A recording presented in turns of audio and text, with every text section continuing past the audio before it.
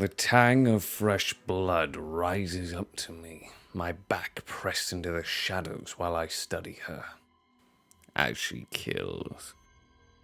She was driven here, a large chamber decoratively appointed, 2 exits, but through wide halls and arched ceilings it was easy enough for me to follow her, and do it in silence. Her pursuers did not. A charging crash of weapons and armor brought to bear against her. To the uninitiated, she appears trapped, and a cornered assassin is a dead one. But I know well that her blades are but one of her weapons, and far from her keenest. I recognize the hidden patterns of her strikes, thought translating seamlessly into action, the subtle movements masked by grander gestures as she adapts to exploit every weakness presented to her. I know the teachings that inform her violence, because they were taught to me as well. Wisdom passed down to only a handful, forging a family of purpose, if not of blood. It is her birthright, while for me it was earned in darkened alleyways and the frothing chokes of slit throats. I see her follow the principles of our teachings, and then I see her break them. Her target appears, and she allows them to see her before the strike comes. There is flourish to the killing, noise, arrogance, wasted energy. Each choice exposes her more, cracking her armor wider, betraying her lineage. My upper lip constricts, desperate to twitch, but I am stone. Succumbing to such weakness would only carry me further from the edge. I have seen such ambition before. As a child in the world beneath the Empire, I watched the ambitious rise head and shoulders above their fellows, just high enough for all to see them, standing out from the masses, and then I watched the masses butcher them for it. I learned the sanctuary of shadow quickly, the shield that silence can be, and never forgetting that has kept me alive. I watch her defy them both, blundering to the precipice of failure, and it would not be the first time. I remember the cold of the forest, the glittering frost on the branch where I perched, watching, waiting for her to appear. When she did, she was wreathed in the ashen smell of the battle cooling just beyond our view. It clung to her as surely as her failure. There is always a price for failure.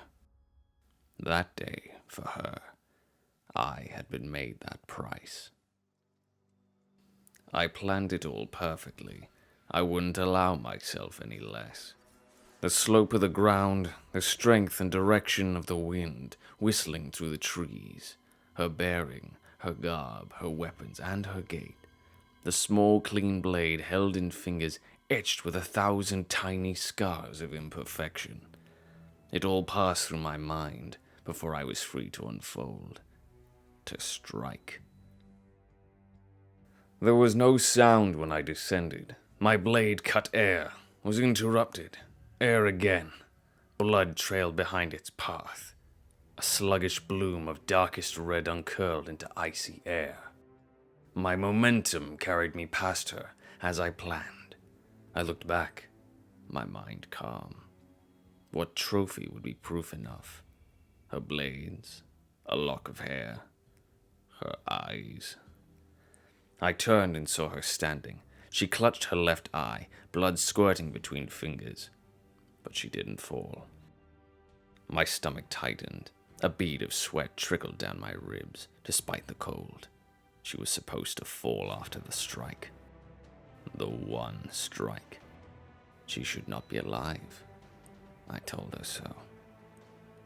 The words did not fell her, so I said them again. I screamed them at her. She answered with the edges of her blades.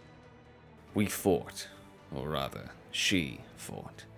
She was a blur of red hair and flashing silver, her cuts and slashes propelled by pain, skill, and rage in equal measure. Anger twisted her features, keeping the wound I gave her from closing. I flowed around her, cold and colorless against her passion. 3 times she came close to opening me to the bone, to emptying my lifeblood upon the frosted earth of the forest floor. But emotion betrayed the blows early enough for me to displace myself. The instinct was there, but she did not plan the engagement, so I kept my blood within me. I glimpsed an opening, once, where I could have ended her. She would have fallen, for true this time. Nobody would have known of my mistake. Nobody but me.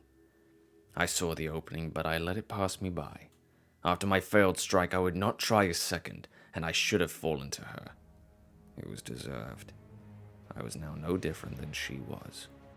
She watched me as I put my blade away, and she stopped.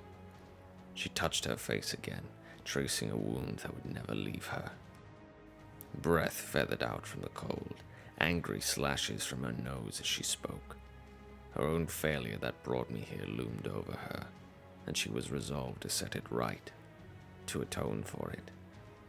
I could not bring myself to stand in her way. Not anymore. The hypocrisy would be too great. My duty was to return and face judgment, and see what price I had to pay. Before turning back toward the battlefield, leaving the way she came, she asked me who I was. She did not ask if her father sent me. That much was clear to her. All but the name of the blade he sent. I did not have an answer for her. My name had never mattered. I told her so, but saw she would not relent. I thought back, remembering the world under the Empire then. Down there in those final blood-soaked days before I left it all behind. They called me Talon. Blood spreads out across the stones from her target, now her kill. I watched her make quick work of the soldiers who remained to challenge her. I imagine myself in the place of the last of them, seeing the openings he does not. Before his head rolls from his shoulders and he joins the dead. For a handful of seconds she admires her work. She is smiling, the pale scar bisecting her left eye flexing. The smile goes cold. Does she sense me? Before she disappears down the corridor like smoke. I wait a moment, two, and I then allow myself to breathe again. Muscles clamp tight for hours loosen a fraction. Only now with her gone do I produce the knife. My fingers are pebbled with 1,000 scars, each a single tiny step on my path toward the edge, that unattainable, perfect state I strive for. I spin the knife in a quick, practiced orbit, then again, and again. The blade is clean. The blood that once graced it on that day long since crumpled away, waiting for the day I might be made the price for her failure again. I call it Katarina.